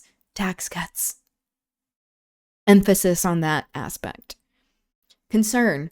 Developers are receiving massive government subsidies through MIDA, which is in direct opposition to free market values, fiscal conservatism, and Utah's small government ideology. So this is appealing to what a lot of people claim to say that Utah is all about, or why that Utah is built off of this. So appealing to that sensibility. Claim. This project is off-grid, so electricity bills won't go up. Concern. Providing the natural gas to fuel 2 times the state's current energy needs, it's more than 2 times, could skyrocket demand and increase utility costs for Utahns already paying amongst the highest rates in the nation. Okay, so this is more information about the protests and how there won't be refunds for this project. After people paid all of this money, it was $15 per person to file a complaint. For questions about a specific water right or to speak with a water rights specialist, please press 1. For specific water rights. This is George. Hey George, I am calling about the change application number A54385 that was withdrawn today. I was curious, will you be refunding the $15 fees? It will not. You will not. So what does that money go to? I don't know the answer to that. I'd have to find out. Okay, yeah. Is there then any do it. mechanism in this very extremely weird circumstance that it could be refunded? Not from what I've been told. Because you launched the protest. In order to launch a protest or an official protest, you pay the $15. And that's apparently why the applicant withdrew the application. Wait, why did they withdraw it? What's that? What did you just say about why they withdrew it? Well, so because of all of the protests, I'm guessing that's why the applicant withdrew the application. But if they refile, will these be, because part of my understanding is that they may refile after May 12th when HB 60 goes into effect. And so if they do, will these protests carry over? They will not, because they're based on a specific change application. So it's to give the impression that, oh, the people won, the protests work, they withdrew their application. No, it's to dismiss all of these complaints and protests so that they can refile, and people will have to spend even more money to launch these protests. Anyone could, if that's the precedent though, then they could just keep submitting, withdrawing, and submitting again, and just, because I mean, my understanding is that there were thousands filed, totaling almost $60,000. I don't know about that. Nobody's given me any figures. Well, you should know that, sir. Yeah, because that just seems like a lot of extra money people would be paying to the state if the applicant just continues to use that strategy. So is there any rule, there's no rule that prevents them from doing this in the future? Nope, not that I'm aware of. Okay. That would have to be something passed by the legislature. Okay. Who are all bought. we do is administer the water rights Yeah. involved. Okay. Alrighty. Well, I really appreciate you answering some questions, George. Thank you. Not a problem. Have a good day. You too. Bye-bye. Take care. For questions, Yep. Okay. Hello, Kango. Welcome. What are they aware of? Exactly. Nothing. Nothing. They aren't aware of anything. George! Yeah, fuck you, George. So this came out earlier today. So much worse than I even thought. Utah's hyperscale data center could create massive heat island near Great Salt Lake. This is why when they try to have these like bad faith framings of like, oh, it's only going to be in Box Elder County. Why are people from all over the state coming to this commissioner meeting? It doesn't have to do with you. It's not in your jurisdiction. It's like, it affects the whole state. And it also is setting this precedent for the whole nation. Utah scientists fear the proposed Stratos project would generate enough heat to alter temperatures, strain wildlife, and intensify environmental threats around the Great Salt Lake. This is why they did not do any reports. This is why they did not go through the normal process so that these reports are required for approval, that they are saying that it is a national security project so that they don't have to acquire these. Yeah, that it's going to take on a lot more energy and water. And this is where they're saying that it's 9 gigawatts, but that it's probably going to be closer to 11 gigawatts. Oh, even more than that. Oh my God. All the heat the Stratos project emits will add up to another 7 to 8 gigawatts of energy in the form of waste heat. So we're looking at 16, 17 gigawatts of energy. Typically, waste heat is generated far from the power plant itself, in homes, businesses, or on roads where it dissipates, which will also, not only the energy that it is taking from the grid to power it, that will increase utility costs. It will increase utility costs everywhere just for the amount of cooling that people are needing to survive. But for the Stratos project, it will get dumped into the local environment of Hansel Valley in the same geographic bowl as the power plant. That actually makes the data complex a 16 gigawatt thermal load project, the equivalent of about 23 atom bombs worth of energy dumped into this local environment every single day. Yeah, a watershed that already is in collapse. Anyone who has grown up in Utah knows that we have seen intense climate change and heating of the environment, where we would have a lot of snowstorms throughout the year. And this year, we have had the least amount of snow in history. That there have only been a few snowfalls, and they have not stuck to the ground. that we have had very little storms or rain, other types of precipitation. We're already in a drought.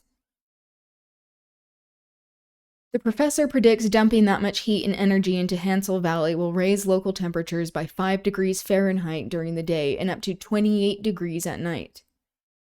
Utah is not okay as it is. Yeah, exactly. Exactly, when we have this rampant corporate greed.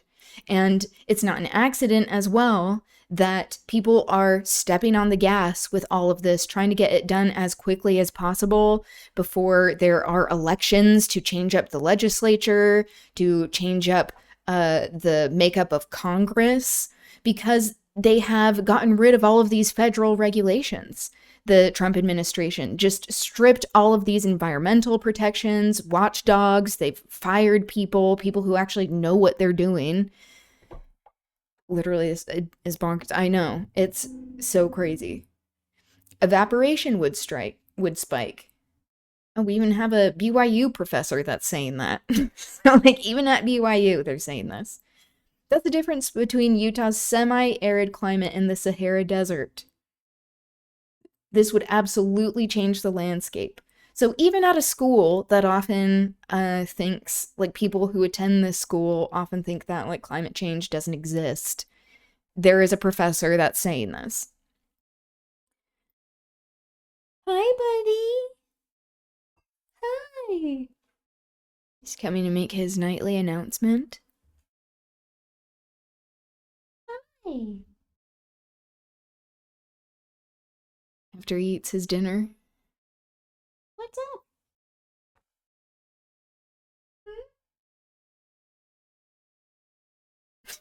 Now he's gone. All right. The dew point could vanish with devastating consequences on wildlife, plants, and the fertility of land owned by other ranchers in the valley, the scientists said. Abbott suspects Hansel Valley would become another dust source on the Wasatch Front, in addition to the exposed and drying lake bed of the shrinking Great Salt Lake, which has toxins that are already being kicked up into the air, arsenic, and radioactive particles that are causing cancer. He said, you literally have a hyperscale project that is getting no due diligence. It's just so evil. People are mad and thinking they just aren't listening or haven't done research, but they know exactly. Yeah, and they don't care. It is about short-term profits. It doesn't even matter to them that it's not sustainable. It is about extracting as much money as possible in the shortest amount of time, because they know that these circumstances will not last forever and that people are upset that they have to do it quickly. They know this will be bad, but money and power are all they care about. Yes, exactly. Exactly. Box Elder County commissioners approved the project Monday after declining to hear public comment, even though they said that they listened to public comment. Deals and deals, knowing people will die. Yep. Capitalism. This is late stage capitalism. I said that to, like, one of the organizers, like, part of this group that I just joined, where I'm doing some media stuff, where I'll be, like, talking more about that on the stream. I said, I'm like, this is late stage capitalism shit, and, like, there were some boomers that were not happy with that. I'm like, okay. If you don't want to acknowledge how we got to this place, it's not like this is an isolated event, that there are many things in Utah law that have enabled this to happen in the first place. Noting they had no control over environmental concerns like water supplies and air quality. It's out of our hands, bullshit. Utah's Military Installation Development Authority, or MIDA, along with Governor Spencer Cox and Senate President Stuart Adams, have been vocal supporters of the project. Stuart Adams has also received a lot of money from lobbying efforts from someone who is on the board of this project, Casey Hill. Plenty of unknowns remain, however, including the kind of gas power plant O'Leary plans to build for his unprecedented computing project. Yeah, Mr. Wonderful. my ass. Yeah, and then talking about Logan Mitchell, the person who is with the, oh wait, no, that's a different person. I was mixing up with someone else. So that's a good person. Boomers often think like toddlers. They hear a word they have been told is bad and they say boo. Yeah, exactly. Mentioning capitalism in any sort of way that isn't positive, they freak out. They're like, well, let's stick to the topic. This is the topic, bitch. This is the situation. That's where we're at. And guess what? Your boomer ass contributed to this problem. Like, let's be honest.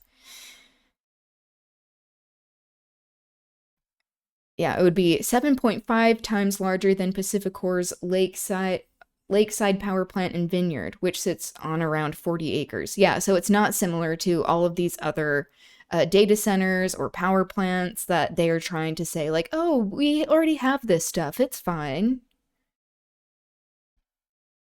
The problem is, Davies explained, the water comes out hot at about 100 degrees Fahrenheit.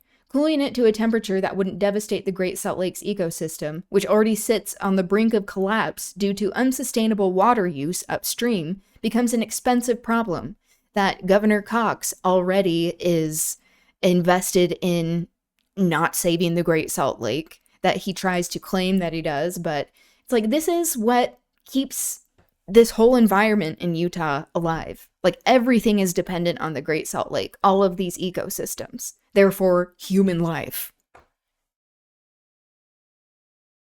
Blowing full tilt. Yep. Its 40,000 acre footprint is the equivalent of around 2,000 of those centers, units of Walmart supercenters. But its energy footprint is around 2,000 Walmarts stacked 20 deep. Jesus. Yeah, it's really scary.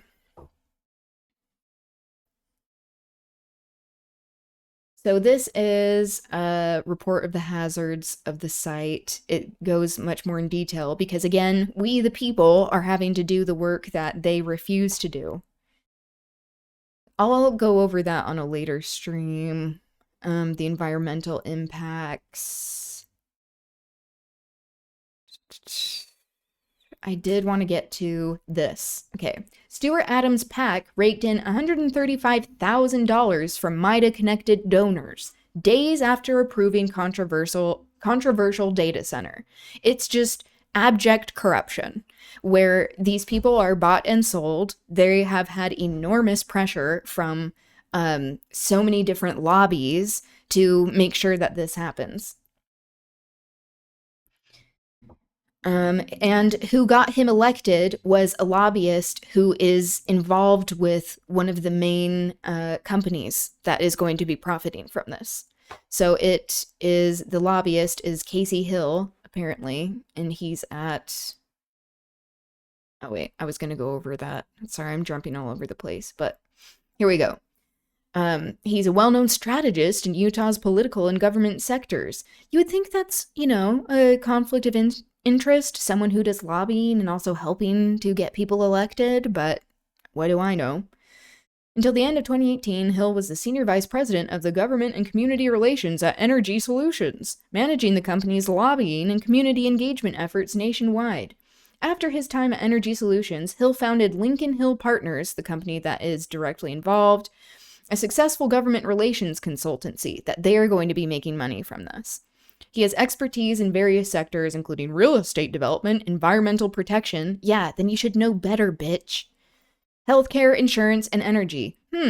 All of these sectors that are deeply inequitable. Hill has also managed electoral campaigns for several municipal and state leaders, such as Senate President Stuart Adams and former House Speaker Brad Wilson. So it's just, yeah, here we go. Casey Hill. And then we see these are all of the clients that he lobbies for.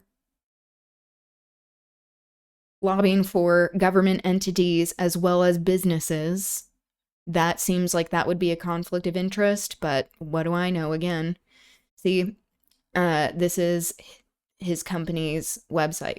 Legislation. Lincoln Hill navigates the legislative process from start to finish, or influences, bribes the legislative process because of them directly working on campaigns, from start to finish by finding a sponsor, opening a bill file, and going through the drafting process. Whether securing the votes or defeating a bill, Lincoln Hill is the team you need. Yeah.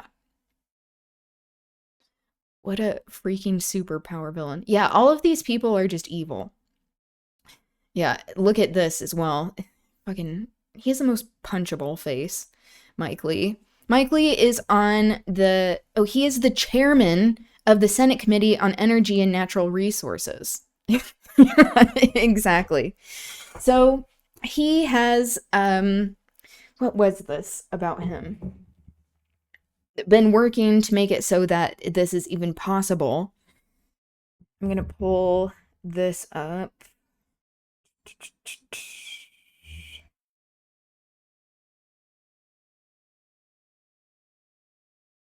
Okay. Kevin O'Leary stated on video that Senator John Curtis and Mike Lee assisted with getting all of the rights for things permission. Lee is the chair of the Senate Committee on Energy and Natural Resources. Yeah, there is very extensive corruption that I will be going into more. Yeah, so for example, Stuart Adams and Stevenson have served together on the MIDA board, who pushed this proposal through for the data center since 2008, 2 years before either of them was elected to the legislature. They have approved deal after deal, collected donation after donation from the developers they partnered with, and built over 17 years an interlocking system where the legislature funds and empowers MIDA. MIDA greenlights development, the developers donate to the legislators, and the public records shield keeps the pre-decisional conversations out of reach. Stuart Adams has been the chair of MIDA since 2008. He became president of the Utah State Senate in 2018. As Senate president, he controls what legislation gets passed, including legislation that funds and empowers MIDA. So also working with Casey Hill, the person who got him elected in the first place.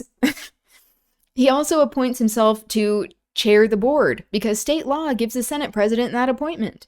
He's simultaneously the most powerful legislator in Utah and the operational head of the development authority that benefits from the policies he controls. So just direct conflicts of interest, overt corruption. It is evil. I was going to watch this. Oh, I do want to watch this real quick. Utah senator smacks ABC4 reporter's phone out of his hand amid data center controversy. And this is, who is it? Senator Jerry Stevenson. So the person that was mentioned in that previous text.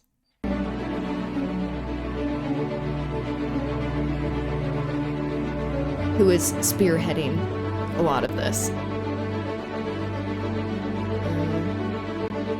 Republican Senator Jerry Stevenson approached our Bayan Wang. Bayan brings us this breaking story tonight. It was certainly an interesting encounter with Utah Senator Jerry Stevenson, but we have to start with the context here.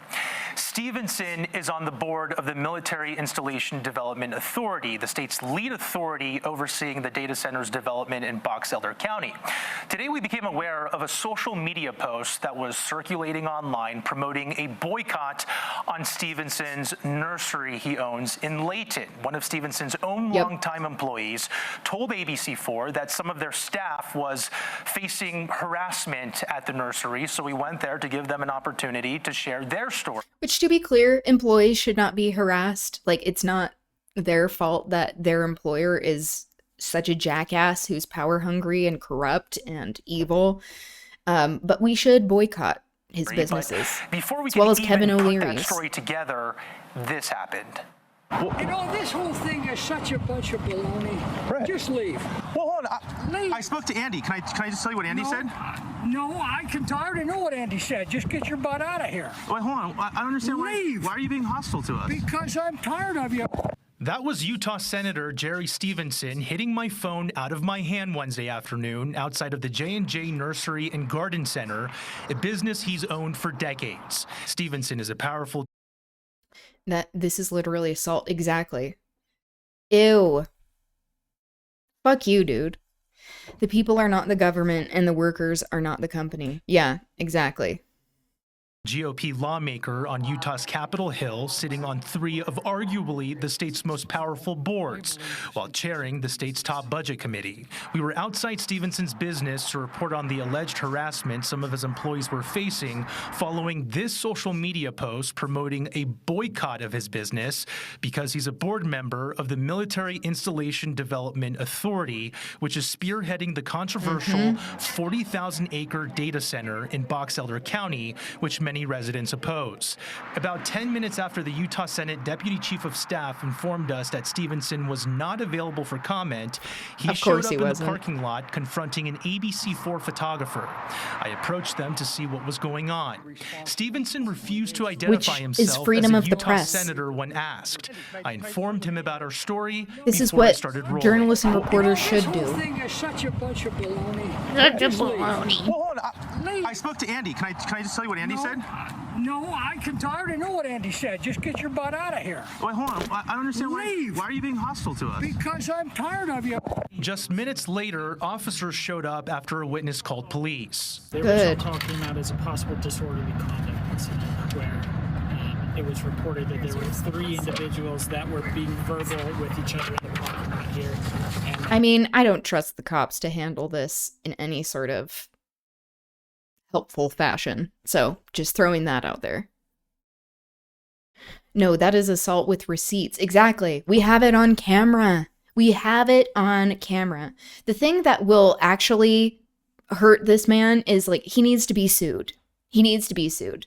And he also needs to resign for assaulting someone. Like he needs to be forced out. They need to like say like you can't be a legislator anymore, but that will not happen. One party reported that one male shoved another male. While Stevenson did not shove me, here's what police said Stevenson told officers. In regards to the phone, he's like saying, well, I didn't hit anybody, I didn't shove or push anybody, but he's like, I don't know what during the process when our hands were moving around, if it knocked the phone out of his hands.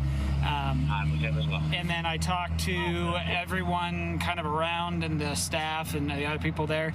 Yeah, it doesn't matter. No exactly. one could give me a solid, like, yes, I saw him smack the phone out of your hands. To provide more... That is the level of entitlement and selfishness and cruelty and corruption that he's like, I can do whatever the fuck I want. Context of what exactly happened, I showed the officer the video of the encounter with Stevenson. Okay, do you want to see it? Yes, sir. Yeah. Okay. Approaching us. It's clear. Yeah. It's clear.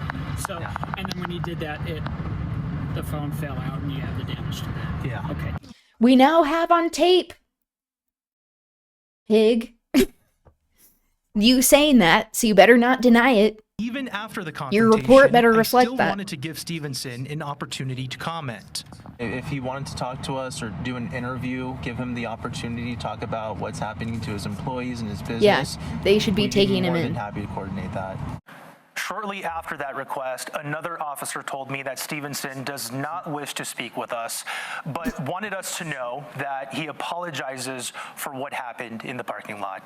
In studio, I'm Bayan Wang, ABC4 News. He apologizes? No. Okay, so how rich? Yeah, exactly. And he is rich. He is rich off of our tax dollars. There is this, if you're interested in joining some of the organizing, this QR code, it leads to a form where you can like submit some information about what you're interested in, what some of your skills are. There's no pressure, but it does help to have numbers. And then also, I guess I'll keep this up for just a sec. I'll pull up the link to signing a letter that goes to Governor Cox, President Adams, and then Speaker Schultz. So it is it this one?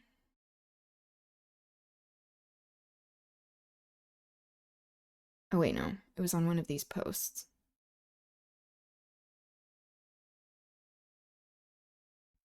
Here we go. Tiny URL. I'm just going to drop this in the chat.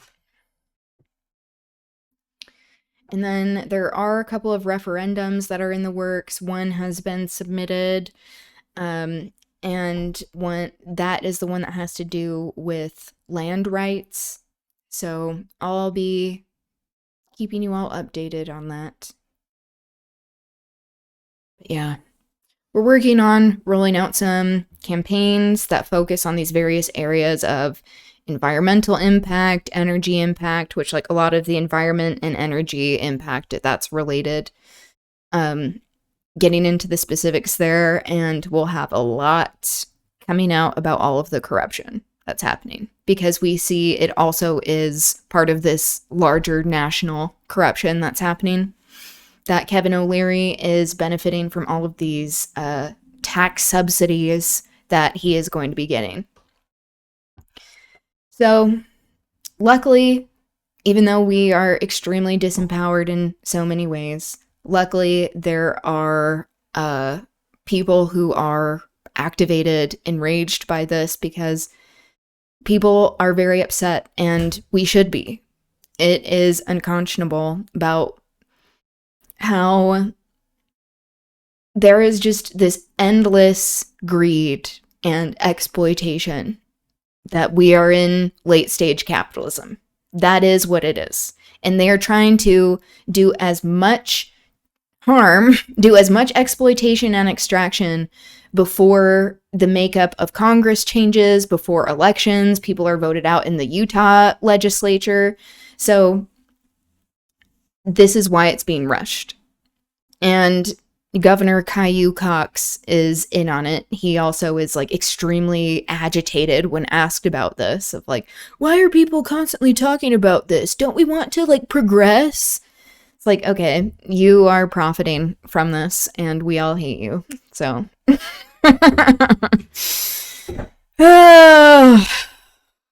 it's bleak, but you know, it is invigorating to see how passionate people are about this, and how it really is a uniting issue for many people. Like, as I showed with that one post, there were people with MAGA hats at that meeting who were opposing it.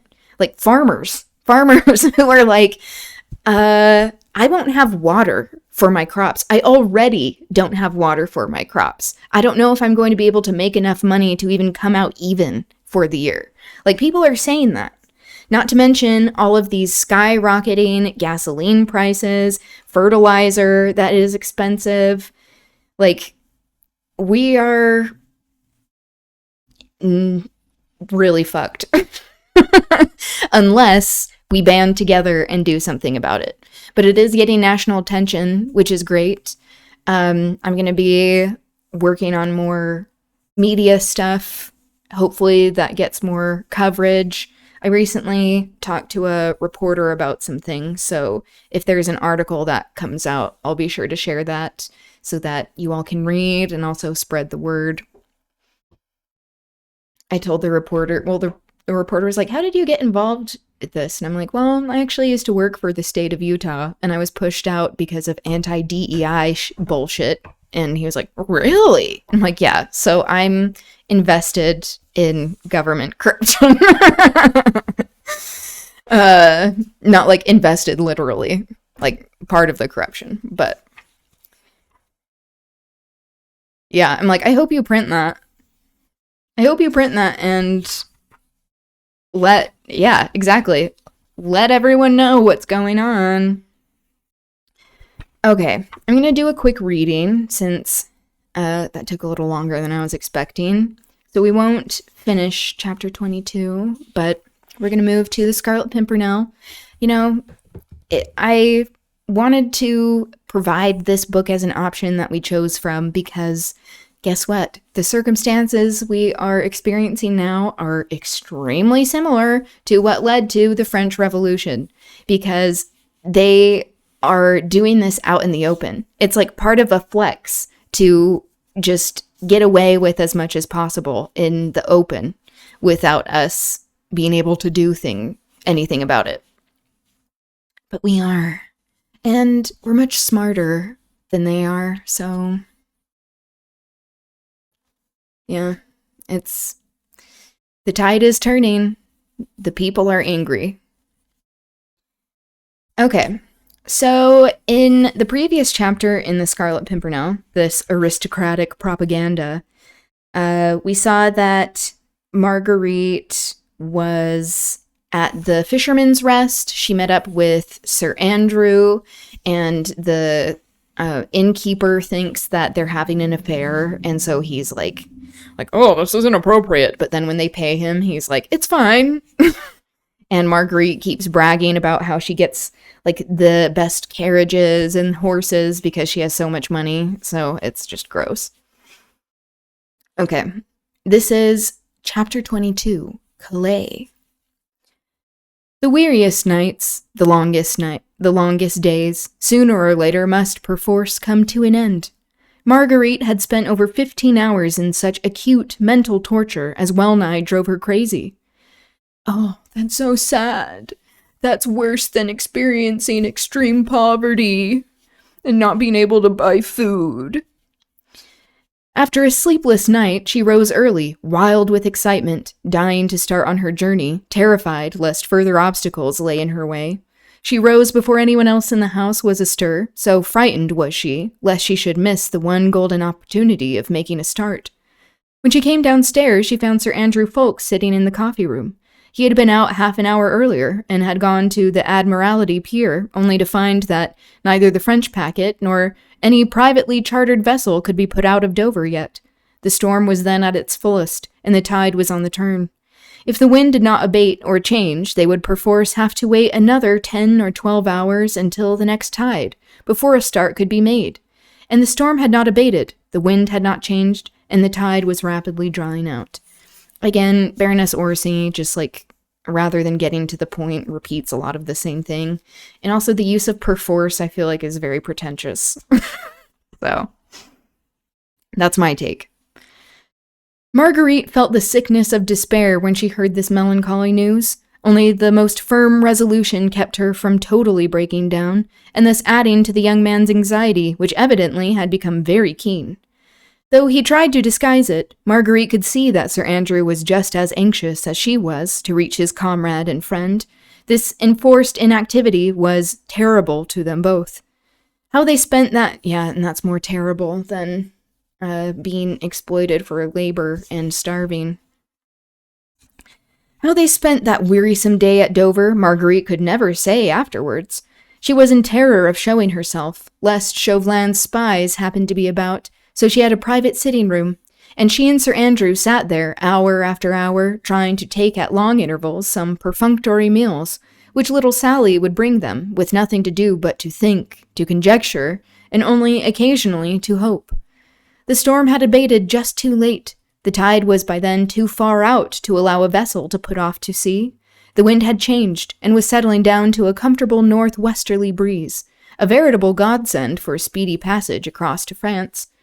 And there those two waited, wondering if the hour would ever come when they would finally make a start. There had been one happy interval in this long, weary day, and that was when Sir Andrew went down once again to the pier, and presently came back to tell Marguerite that he had chartered a quick schooner, whose skipper was ready to put to sea the moment the tide was favorable. From that moment, the hours seemed less wearisome. There was less hopelessness in the waiting, and at last, at 5 o'clock in the afternoon, Marguerite, closely veiled and followed by Sir Andrew Ffoulkes, who, in the guise of her lackey, was carrying a number of impedimenta, found her way down to the pier. Once on board, the keen, fresh sea air revived her. The breeze was just strong enough to nicely swell the sails of the Foam Crest, the name of the schooner, as she cut her way merrily towards the open. The sunset was glorious after the storm, and Marguerite, as she watched the white cliffs of Dover gradually disappearing from view, felt more at peace and once more almost hopeful. Sir Andrew was full of kind attentions, and she felt how lucky she had been to have him by her side in this, her great trouble. Gradually, the grey coast of France began to emerge from the fast-gathering evening mists.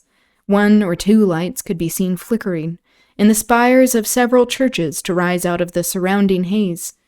Half an hour later, Marguerite had landed upon French shore. She was back in that country where, at this very moment, men slaughtered their fellow creatures by the hundreds, and sent innocent women and children in thousands to the block. Slaughtered their fellow creatures. You know what also is considered slaughter? Exploitation, and not distributing wealth. Hoarding your wealth and making it so people can't even buy food or afford to have lodging. Does this sound familiar? The very aspect of the country and its people, even in this remote sea-coast town, spoke of that seething revolution 300 miles away in beautiful Paris, now rendered hideous by the constant flow of blood of her noblest sons. Noblest? Okay. Only in title, not in character. By the wailing of the widows and the cries of fatherless children. Okay. So you only care about the fatherless children of the upper class, the ruling class, not the fatherless children of people whose fathers have died because they have been worked to death. Anyway, that's all I'll read for now. But yeah, circumstances are very similar, and these capitalists, the ruling class currently, are showing a lot of the same hubris, entitlement, selfishness, just blatant greed that these people in the ruling class exhibited during the French Revolution and in other situations of revolution. So the ruling class now really has to take note of what's happening. They probably won't, but that's why we have to make them stop. They are not going to stop on their own because they don't have a moral compass. They only worship money and power. And this is why we need a national strike. We need to be organizing in the various ways that we can or are able, even just educating ourselves and learning about what's going on in the state and nationally, but also how worldwide events are affecting everything that's coming back home. This happens with the imperialist boomerang of having all of this violence that is done in other places come back to US soil. And that's also why we need a global strike to stop the just continual violence and bloodshed by the US empire and Israel for their expansion projects and hegemony, trying to establish these and continue to support these ethno-states. So, yeah. That's how, in my mind, we can get involved and take our power back, because we make the engine run. They only care about money, and we are the ones who generate that money. And they aren't afraid of us, and they need to be. Okay. That's gonna be it for me today. But thank you for being here. Thank you for being willing to learn about what's going on. I'll keep you all updated and have recurring segments on the data center and how we can all get involved. I hope you're okay, Kango. Your throat. I'll text you after this. Okay. I hope you have a good rest of your evening, and I will see you soon. Okay, bye.